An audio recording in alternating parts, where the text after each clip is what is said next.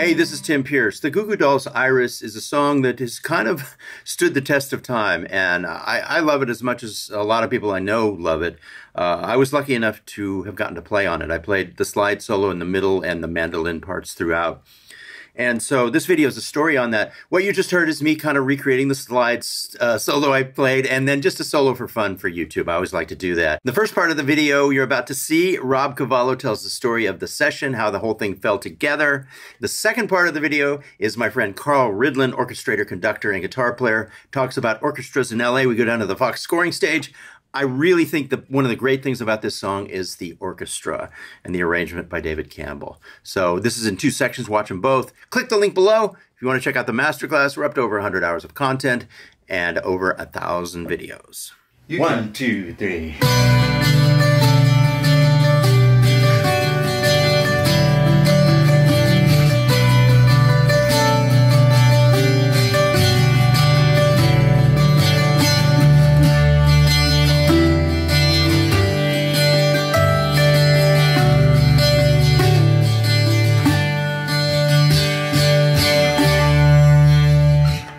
Quick, right? You know, otherwise we'll bore them. There's no like handsome guy singing right now. No, you actually know it better than I do, but we won't. I actually was kind of fucking it up, but I went, no, it doesn't do. I was like, oh fuck, whatever. You're not gonna believe this, but this is how Tim and I. This was the first song we ever did together. The first day we met. The first day we met, we did this. And actually, when you showed up, it was kind of funny. I thought, who the fuck is this guy? Bringing this giant. We hired him to play mandolin. But he showed up with like 14 stories worth of guitar amps and pedals of 18 square feet of pedals and everything. And B and Johnny were like, what the hell? The reason I did that is I got the call. It was Rob Cavallo. It was the Goo Goo Dolls. And I thought, I'm not going to walk into that rock band session carrying a tiny mandolin. So here's the story. So my dad and his partners are producing this movie. Called City of Angels. It's Meg Ryan and it's Nicolas Cage. My dad actually, or someone in his office, brings Alanis Morissette, and I bring the Goo Goo Dolls, and we go see this movie. The next day at about 11 o'clock, Alanis Morissette calls me and she says, "Listen to this demo I just wrote," and it's the song "Uninvited." She goes, "Do you want to produce it?" But then about a half an hour later, Johnny from the Goo Goo Dolls calls me and he says, "I just wrote this song, and the movie inspired me. Do you want to produce it?" And I said, "Oh my God, yes, I do." And anyway, this is what he sent me, if you guys want to hear this. So this is his demo. This is his demo. It was on a cassette. It actually kind of comes in and out because the cassette was warbly and strange.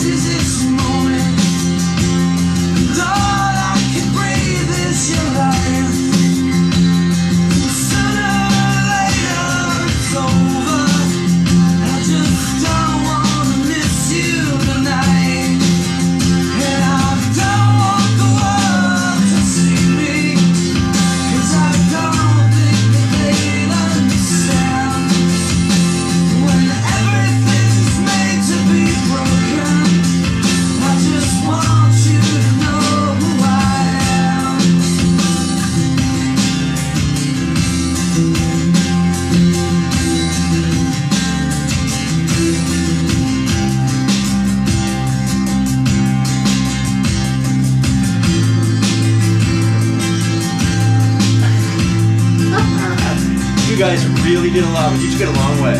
We took it a long way, yeah. You know, the creation of different sounds and things to make the verse differentiate from the chorus so that the chorus would pop.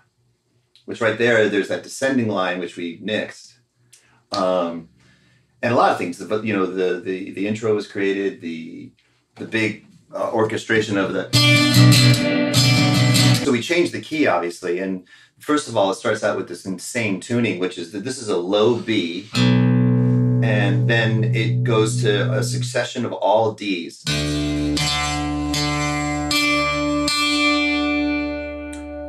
And you know what was great about Johnny was that he was this kid, but he has this great ear. And he would hear something and in his mind, and he would just be like, I want to get the guitar to do this. And he would tell me, he would just like, you know, just start turning these knobs down here just to create different tones so he could finally get it to be doing something close to what he heard in his head, which is kind of a genius thing. You know, we went into rehearsal and we rehearsed the song. We came up with the intro. We basically, we came up with this idea that there would be this orchestration, and I knew we were going to keep it kind of dark. This guitar is not set up exactly like it was on the record. We actually, to take an A string and put it all the way down to D, we got a thicker string. You know, we might have even used an E string to put it there. So we used different gauges. And I also decided to not only have mics on the acoustic, but also to run it through an amplifier. You actually might also be hearing a direct box. Right. Yeah. I think I used to do that kind of thing. So you're actually hearing three sources. Three sources. On that thing. Yeah, makes sense. So there's two little tricks that I do. Three actually. Here's the three tricks. The first trick is this this is a Fender thin. Yeah. And just doing this, you automatically hear. I'm not trying to hit it harder. It just breathes. It makes the strings breathe. Now the second thing is put the curve on it, right? So I'm gonna suck mids out of this thing and add. I'm gonna basically just hit the brightness switch on this guy and turn the mids down. And then we added a little bass, and now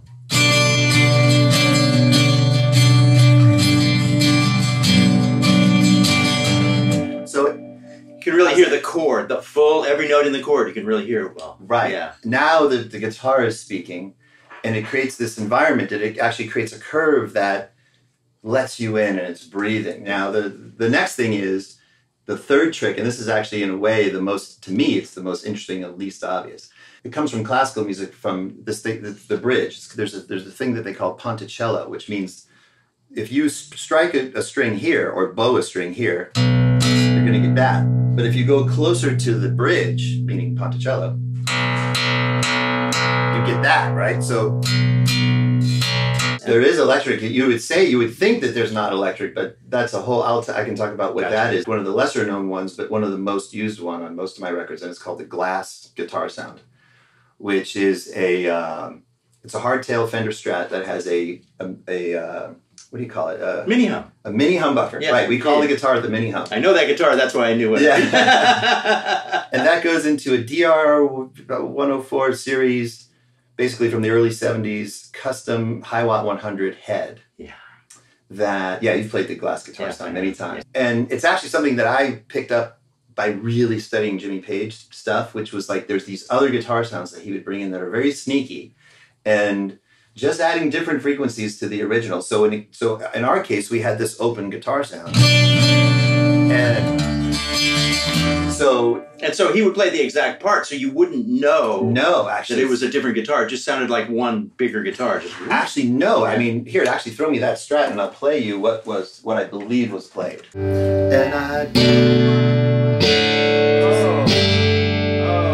okay. So anyway, so here's what happens. So we go to Record One Studio B, which is a great place because I believe Dr. Dre was in Studio A, like right across from us, doing a hip hop thing. Yeah, like permanently. Yeah, he was there all the time. We were there all the time. It was kind of amazing. Yeah, and he was doing everyone from LL Cool J to Eminem and himself and whatever he was doing, which was pretty amazing.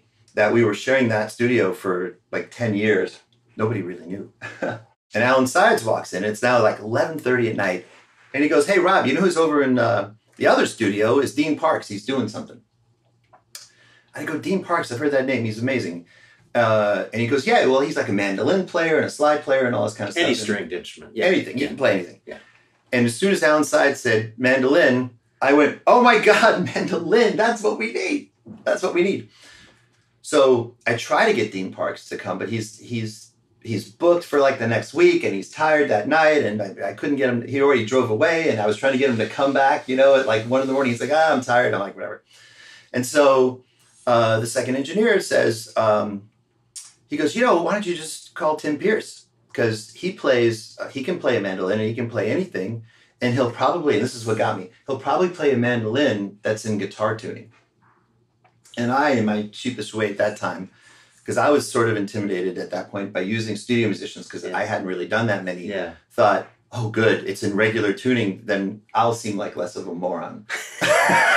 So we called you, or he called you, and then we come in the studio the next morning, and there's Tim with like thousands of pounds of stuff. Which I thank you so much for not throwing me out, but it was, I understand how you guys were a little annoyed at having all that gear in there. Honestly, Johnny was like, why does this guy think he can play guitar? I mean, we went out in the hallway, why does this guy think he's going to bring all this stuff? And I said, I know, I get it. And then I said, but you know what? We've never had this situation before. What if we just let him try shit? What if it's awesome? And he looked at me and went, okay, great, let's find out. Let's see what he's all about. And then, so we actually started you, I believe, on the mandolin. Yeah. And then I remember sitting there scared to death. And I remember, okay, I got to get this quickly. Well, really, you killed it, because as soon as you did that descending line,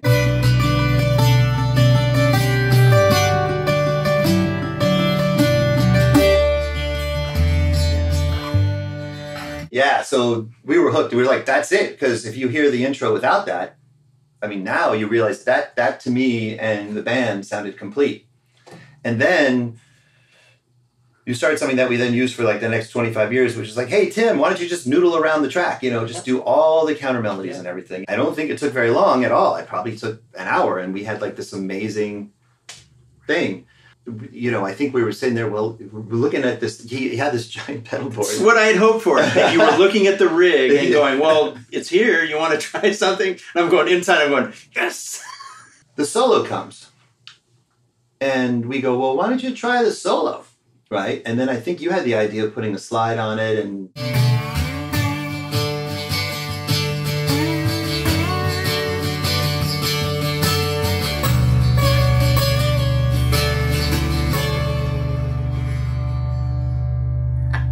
now what we did, that was amazing. Yeah, you played that solo, I think, like the first fucking time, and Johnny and I's eyeballs literally fucking popped out of our head and said, we're the luckiest motherfuckers on the planet. And we were like, and ever since there was like, Tim, show up with all your shit.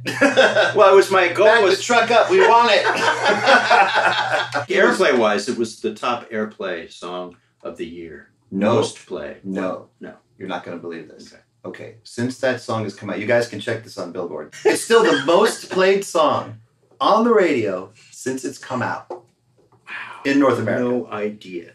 Yeah. It went to #1 on alternative rock radio, #1 on rock radio, #1 on active rock radio, #1 on AAA radio, #1 on hot AC radio, #1 on AC radio, and #1 on straight up top 40 radio. So when you have a full bore hit like that, I mean, there was a time at which actually I could get in the car and just drive to the liquor store, and I knew I was going to hear it. I mean, you know, it was just going on and on. The whole soundtrack, I think, ended up selling like 15 million or so, or more. Maybe it might be up to 20 at this point. But were you at Warner Brothers as an executive at that point? I was. You were an A&R exec at Warner Brothers. Yeah, I would say I was a junior. Gotcha. Exec. The second record I ever produced was Green Day's Dookie, which came out in '94. And this, I think, was around 95, 96 that we were doing this. I think I signed Green Day in '93, but the Goo Goo Dolls, I think I signed in '89 or '90. Well, and I have to just mention to everybody that American Idiot is you and Doug McKean, and that's my favorite Green Day record. Oh, thanks. You guys. I still listen to that, and I'm in disbelief at how good it sounds. The guitars especially. So I don't ever try to drive the guitar player nuts. I'm pretty quick. You get it, and then you get it again if you need to get it. And that's what I love, because I don't know in the moment what it is. I know the next day maybe what it is. Mm. You know, it's like when you're doing it, it's best just to do it. It is. You got to keep, because remember, you are capturing a performance as well. Yeah. If you're tinkering around with a bunch of crap, the guitar players are going to hate you. So you can't do that either. Yeah. You gotta go for something and say you're going for something, appear confident, and then even if you're not, that's been but at least be honest. My whole MO. Yeah. The guitar player, the amp was hot, right, and there was a nice distorted sound, and it did decay for quite some time, which was nice because there's like I think there's a 4-bar breakdown there. There is, yeah, and. So we're now in the mix room with Jack Joseph Puig, and we're listening to that guitar fade out. And I say to Jack, I go, can we make it spookier? Can we add more reverb? Can we do something? And he says, well, there is reverb on there. And I go, is there anything you can do to that? And then he said something that was genius. He said, let's distort the reverb. So if you're listening to that track and you're on your headphones, listen to what you'll listen to. You'll hear him play. You'll hear Tim play the last note of that solo. Do, re, and it fades, and then you'll hear the reverb cloud that usually follows and exposes itself come up, and then turn into. I've always visioned it. It's like an ice cloud. It's like this cloud of ice. It's shimmering and it's distorting, and there's little pokey bits in there, and it's like. You knew in advance you were going to put an orchestra on this, didn't you? Yes. So I believe that when we were in the rehearsal space playing it live, that's when we came up with the idea that there would be these orchestra stabs. Great. And I knew that I could go to Campbell. I could do it on a guitar, but the idea that we would have ever successive higher inversions and stranger chord complexities, which he did every time going. So you hear that da da da da da da da, and the next time you hear da da da da da da da da, you hear it, and then every and of course weirder notes that I can't sing right now. That was the first time I got to use David Campbell because somebody said to me, I go, we got to have some strings, and I was doing the research. Well, who can I hire? And somewhere somebody said, you know who's really cool is Beck's father. And as soon as I heard that, I was like, wait a minute, Beck, the artist, his father is an arranger. And I thought to myself, just because I like Beck so fucking much, I'm hiring the father. Yeah. And the thing about David is that when I would talk to him, he would say, yeah, I used your guitar parts to score the orchestra. So I knew that every time you and I worked together, and we did a lot of songs that you had David Campbell do orchestra on, I knew that I could play a simple part, and make it memorable, and that the orchestra would pick it up because he loved doing that. It's a conversation that David and I will have ahead of time. Gotcha. And we will say, well, how many cellos and how many double basses? And it depends, because like you can have 3 double bass, you can have 1. You can have none. So I actually think that one was a 31 piece. Because I think we got to 28 between the cellos, the violas, and the violins, and then we had 3 double bass, is what I believe. And I think, so my theory was, back then was, if you cut the drums and the bass in a certain room, if you can cut the orchestra in that same room, then what happens is the rooms are aligned and it's sympathetic to each other. Yeah. And it sounds holistic. So you were an intern at Warner Brothers first, right? That's right. I started as an intern. Yeah.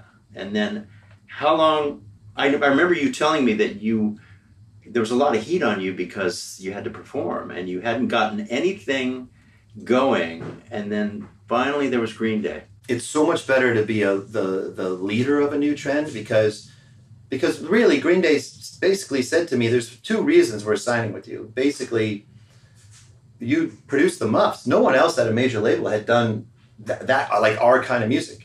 And the second thing is they said, you can play all these Beatles songs. We know you can play.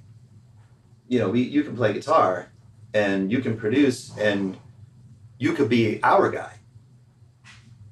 Which I, love them for that because that's like, I also, how smart are they to say, hey, we don't want to be second fiddle to the guy who produced Nirvana or whatever. We don't want, otherwise we're below Nirvana. We can start our own thing with a new guy. They are really smart. I never knew that. Okay, I'm going to skip everything in between. We'll save it for another time. But how many years later did you become chairman of Warner Brothers Records? I became chairman, so I was intern in 1987. Yeah. Or 1986, got on staff with 500 a week, 1987, and in 2010, I became the chairman. I remember that. I was working with you a lot, and I was just so happy for you. Although that was a very demanding job. Very, yeah. To be in the studio and to do that was crazy. Yeah. Really, to my mind, the best job I ever had was when I was chief creative officer of Warner Music Group for about 2.5 years before that. Gotcha. That's where I was up in the lofty position, like sort of at corporate above the labels in a way. I'm not that I was their boss. I was certainly not. It just meant that I wasn't attached. I could work for Warner Brothers. I could work for Atlantic. I could work for Warner UK. Yeah, you could pull all the levers up there. Yeah. And then you could just jump down and be creative. Yeah. More tough. It was basically like I could be partners with all of the label chairmen and all the A&R guys from around the world. That was a great job. Dude. Well, on to bigger and better things now. Yeah, or smaller and funner things. You know? Oh, that's so well put. That's so well put. Awesome, man. You've stood up here and conducted orchestra. Oh yeah, this is the church. This is the church. This is this incredible room. We're at Fox Studios. One of my first sessions I ever played was in this room. Oh, that's right. You told me that. This is a guitar player, though. Yeah, it's like driving a Ferrari. When you're standing up here and you're conducting, it's like driving a Ferrari. They can take off without you if you're not careful, too. And it's usually, you told me, these days 70 pieces? Yeah, between 70 and 80 pieces, depending on what the movie calls for. Sometimes it's a small string date, but in a room like this, it could be anything. But yeah, 70 is a good round number. What's also been great about being a player, these guys all know me as a player first. Right.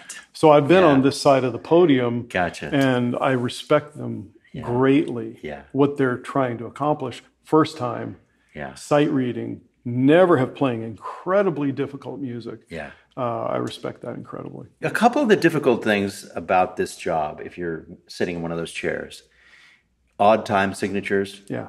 Crazy numbers of 9/8, 13/8, 7/8, you know, and then back to 4/4. That's one hard thing. But another really hard thing is to have to wait 87 bars and then come in with something very crucial. Crucial, delicate, beautiful, or powerful. After sitting there for wait, count. Or maybe you don't play on 6 pieces, 6 cues, and you're sitting there and your guitar's out of tune by then, and you got to keep checking, and you got to come in with this gorgeous gut string part. Exactly, and it's a gut string part while everybody's watching and waiting. Yeah. Yeah, and you're the solo guy after 87 bars that they don't want to go back and re-record. Yes. I remember the date I did in here for Robert Folk a number of years ago. George Deering was sitting next to me. My part was very easy. And I remember he was standing up here and he said, "Guitar 2, play me your part at bar 43. And it was like, I looked over there and luckily it was a jing, jing, jing. So I played it for him in front of the whole orchestra and was like, I don't think this is a job for me. It's a difficult job. And when you realize also as a guitar player, when you're out there and you're coming into this thing and you realize that everybody else in the room can do this in their sleep. Yeah. They've been trained to do it since they were little kids. Yeah. And they've played all the legit, stuff that everybody knows in the orchestra, and guitar players usually don't learn, the Brahms Clarinet Concerto, but these guys have been playing it since they were 6. Yeah. And if that comes up in the literature, you might get the melody with the clarinet player. Exactly. And you got to perform it as well as he does. Yeah. Yeah. Yeah, in some ways that was the greatest thing that ever happened to me because it showed me my limitations. It showed me that I should go into a slightly different lane. Yeah. And that's much respect for much respect. And that's why when I'm up here conducting, I feel that history and that presence from these guys and how great they really, really are. It's unusual. Most people don't understand that this all goes down pretty much in 1 or 2 takes. Yep. That's like I said, it's perfect. There are no mistakes. Yeah. There are no mistakes. People go their entire lives without making a single mistake in these rooms. Amazing. Carl told me, and I hope this is okay, that this is your dream job. Well, I think it's a dream job for just about anybody that ends up here. It must be, but I'm sure there's a lot of pressure and a lot of hard work. How the heck do you set up for an orchestra? So the most important thing is the team, because it really is a team effort for something of this size and scale. So we have our 2 stage managers on the stage. Typically it's Damon and Peter. So they handle all the microphones, microphone lines, chairs, stands, mic stands, and they get the stage set. Here in the control room, it's a team of the recordist, who is typically either Tim or Christine, and then the Pro Tools operators, who are either Kevin, Larry Ma. I know Larry. Yeah. Or either Christine or Tim, also depending on the show. Right. So they handle the setup of the console, patching of the patch bay. The Pro Tools operator handles setting up the Pro Tools session, so that as soon as the orchestra sits down and everybody's ready and we hit record, that we're in record. There's very little. When the downbeat happens, there's very little of, hey, let's try, get some levels or whatever. You have to be bulletproof. You have to be just as perfect as that orchestra. You have to be just as perfect. And it's the team that really makes that happen. Is it the night before when it all happens? Well, usually it's the day before. The day before, good. So set up, So, and obviously it depends on how many musicians and the scope of the orchestra on the floor.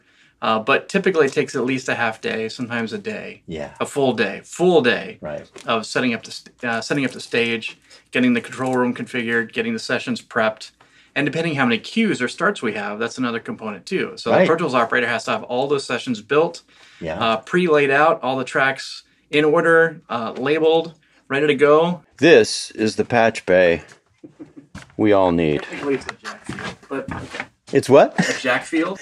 It's a jack field. There's over 14,000 individual conductors that come in the backside of that. 14,000 individual connectors, man.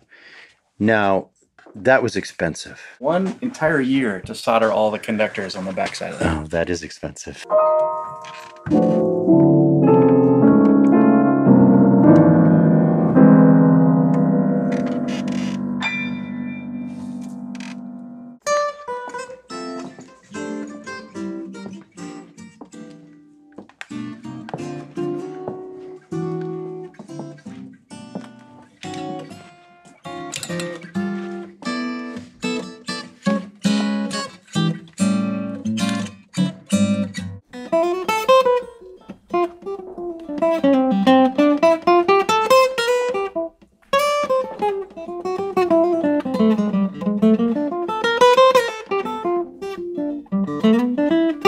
So, where's the sweet spot? Sweet spot is right here on this spot, right by the tip of my toe. We always used to look for that because if you look up, it's right in the middle of the room. And who put it there? I think it was Lionel Newman put out his cigarette there so he could remember where it was.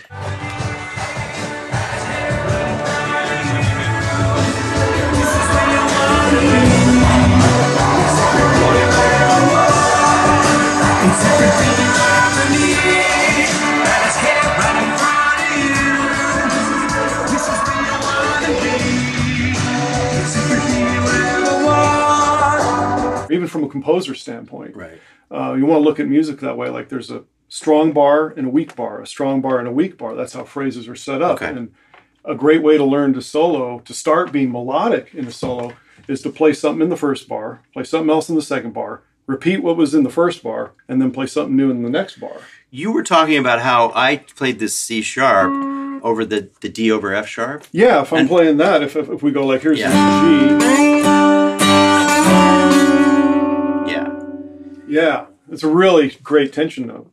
I did that, I think, because maybe I wasn't sure what chord I was playing, or maybe I thought it was F sharp minor. So it kind of turns the D over F sharp into an F sharp minor, but it is dissonant, and there's tension there, right? Yeah, and it really works again with the song and with the movie.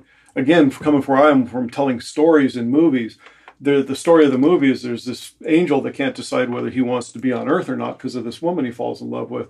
And the song has that sense of tension and release.